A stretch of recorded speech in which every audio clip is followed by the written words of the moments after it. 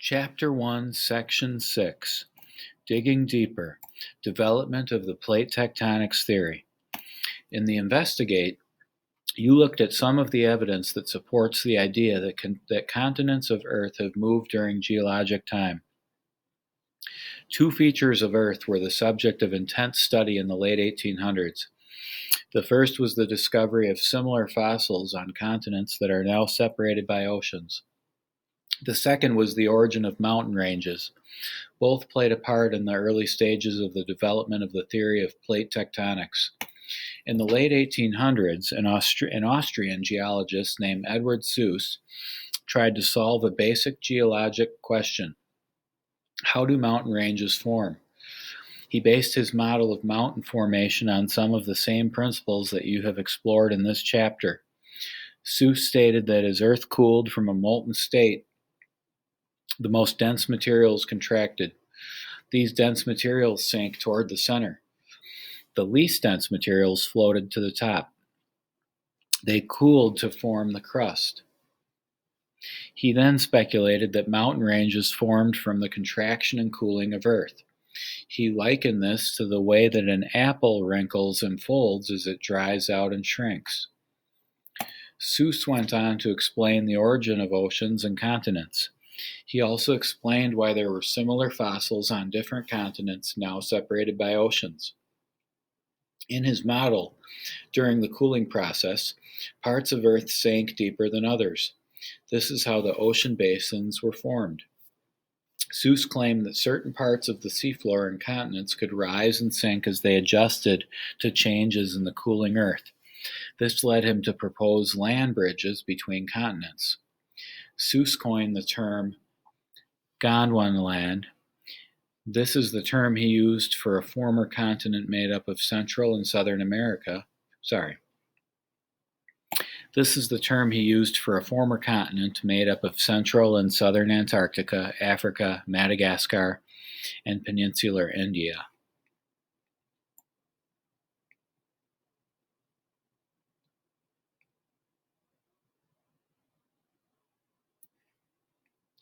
These areas all contain similar fossils, hundreds of millions of years old. Suess thought that the land bridges allowed various animals and plants to migrate and spread without crossing an ocean.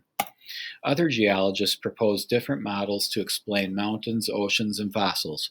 However, they all generally agreed that Earth's crust moved up and down.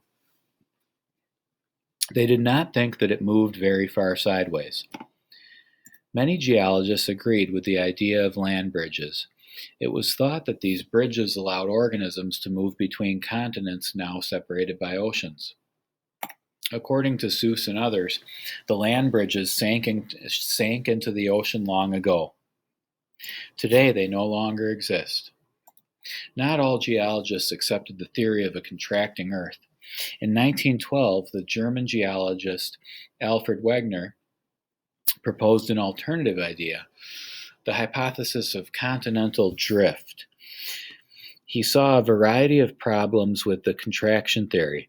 One problem was the Alps appear to be pressed together. The Alps are a young mountain range. Rock layers in the Alps have several folds. The layers are also stacked up on top of one another. This indicates that the original distances have been made shorter in a horizontal direction. Here's figure 1. Wegener thought that the process of contraction could not produce such great shortening of Earth's crust. He also thought that contractions should produce uniform wrinkles in Earth. Contraction could not explain narrow zones of folding. Also, heat from radioactive decay in Earth was discovered in Wegener's time. This provided further evidence against the cooling hypothesis. Heat from radioactive decay in Earth would work against the cooling and contraction process. According to Wegener, there was a huge supercontinent called Pangaea. Pangaea is Greek for all land. About 200 million years ago. It broke into separate continents. The continents then moved apart. Wegener claimed that mountains were formed at the leading edge of the moving continent. He was also able to explain the different ages of the various mountain ranges. He claimed that the breakup took place over a period of time. Some parts of Pangaea separated earlier than others. His evidence included the puzzle-like fit of the continents, the similarity of rocks, geologic structures, and fossils on opposite sides of the Atlantic Ocean provided further evidence. Wegener's hypothesis eliminated the need for land bridges. But how did continents move? Wegener thought that the material beneath Earth's lithosphere acts like a slow-moving fluid. If this is true for vertical movements, it should also be true for horizontal movements. To picture Wegener's argument, think about a piece of taffy or putty.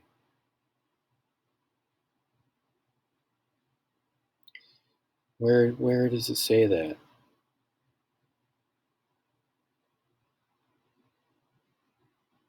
Think about a piece of taffy or putty. Hold on, I need to grab my mouse. I just stood up. I just had to stand up and walk around a little bit. So let me grab my mouse and I'm going to take it over here. Just stay with me here. I'm going to find the spot. Hooking up the mouse right now. Now I need to find some sort of a surface to put it on. All right, here we go. So it was something to do with taffy. At the right temperature, taffy will shatter when struck with a hammer. However, it will deform by flowing rather than by breaking when a force is applied slowly and constantly. Wegener saw folded mountains as evidence of horizontal compression. Movement of the continents caused this compression. The fact that there were folded mountains convinced Wegener that there were powerful forces within Earth. These forces were powerful enough to move continents.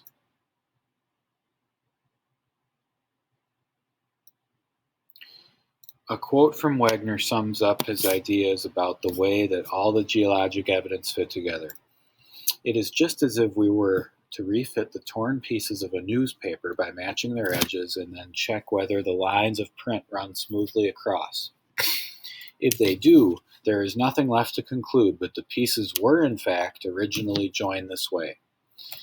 If only one line was available to the test, we would still have found a high probability for the accuracy of fit, but if we have n number of lines, this probability is raised to the nth power. The reaction to Wegener's hypothesis was mixed. Some scientists accepted his arguments, others argued against him. They felt it would be impossible for continents to plow through the ocean floor. Most geologists rejected Wegener's hypothesis. In 1926, there was an international meeting to discuss continental drift. Only a handful of scientists agreed with Wegener's ideas. One scientist had 18 different arguments against Wegener's evidence. Wegener's evidence for drift was strong. However, his explanation of why the drift of the continents happened was not very good. Figure 2, Wegener's proposal that continents plowed through oceanic crust was not accepted by many other geologists.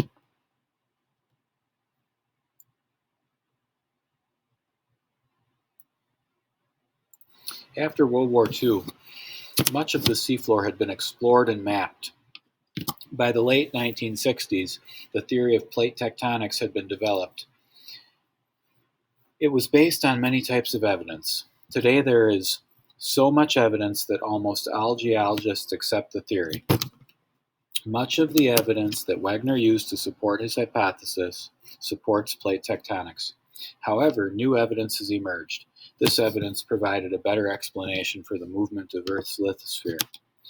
One piece of evidence geologists used is the magnetic striping on the ocean floor. The ages of the volcanic rock on the ocean floor also provided evidence. Recall that similar fossils and rock types were found on widely spaced continents.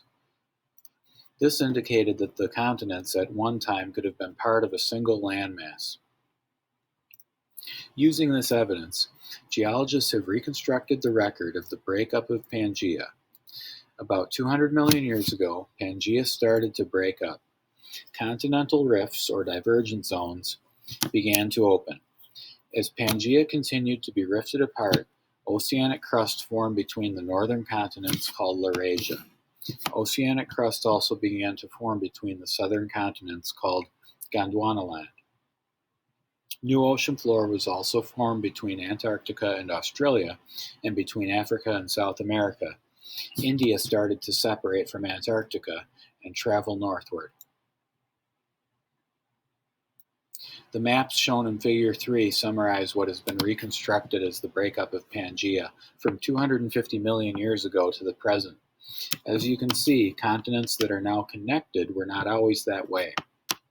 Continents that are now widely separated were once part of the same landmass. All right, so if I go to scroll down a little bit, and you can kind of take a look at this theory. Of course, 250 million years is a small fraction of Earth's 4.6 billion year history. There may be rocks in your community much older than that. The positions of the continents prior to 250 million years ago can also be reconstructed. To do this, the same types of evidence used for reconstructing Pangaea can be used. This is shown in Figure 4. However, the task is much more difficult. The oldest oceanic crust geologists have ever found is only 200 million years old. Thus, the evidence must be gathered from the continents. Old mountain belts help locate ancient collision zones between continents of the past. These mountain belts include the Appalachians of North America and the Urals. The Urals separate Europe from Asia. Rock types and fossils provide evidence for the locations of ancient seas, glaciers, mountains, and ecological regions. Continents like Pangaea are called supercontinents. Supercontinents consist of all of Earth's continental lithosphere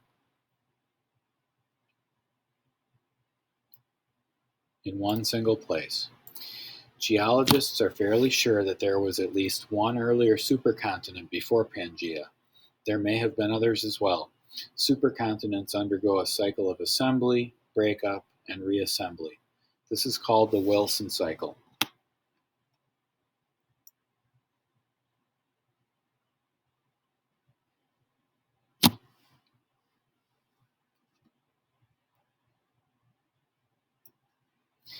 Paleomagnetism. In Section 4, you learn that the mineral magnetite locks Earth's magnetic field into its atomic structure as it cools. Geologists collect rock samples containing magnetite and measure the past magnetism the rocks recorded. The term for past magnetism is paleomagnetism. Geologists do this by putting the sample in a special room. In this room, the present magnetic field of Earth is canceled out. Earth's magnetic field has the same pattern that would be observed if there were a giant bar magnet inside Earth. You can imagine this magnet lying across Earth's axis of rotation. There is not really a big magnet in Earth. The magnetic field is thought to exist because of movements of liquid iron in Earth's core. Figure 5 shows how the lines of Earth's magnetic field are arranged. The angle that the magnetic field lines make with Earth's surface changes from the equator to the poles.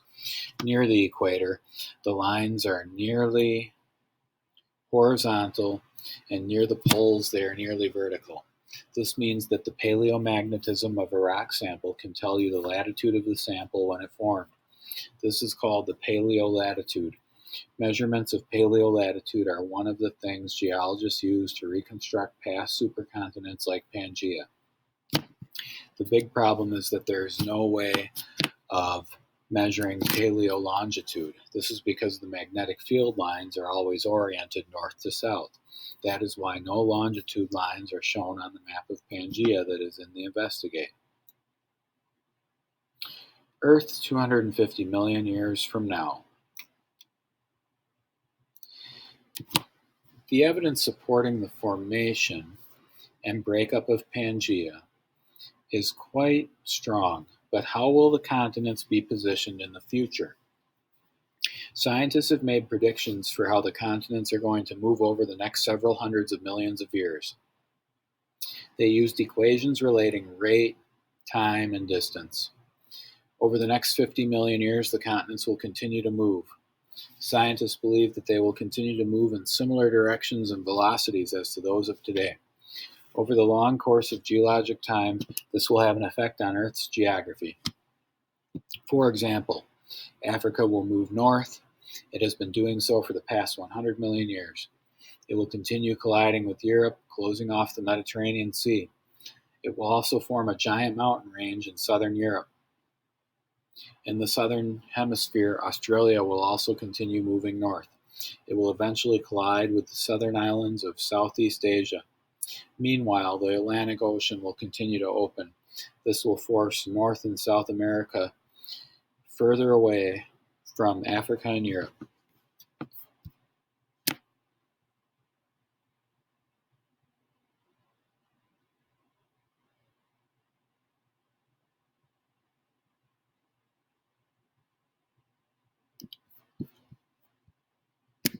It is difficult to predict precisely how the continents will move beyond 50 million years.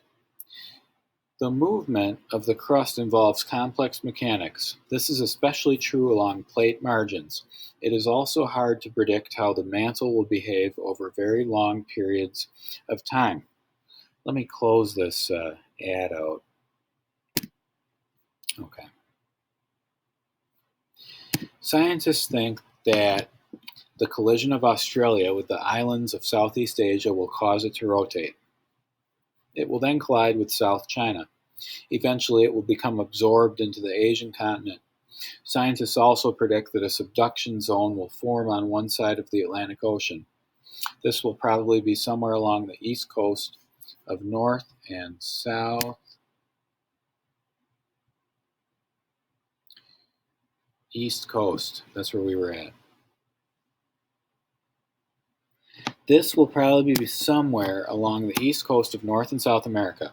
Subduction will slowly drag the seafloor of the western Atlantic into the mantle. Eventually, the mid-ocean ridge that runs through the Atlantic will be pulled down as well. We should be looking at the picture during this. I'm sorry. Let me zoom out so you can view the picture while I'm reading, because this information is connected to this theory up here.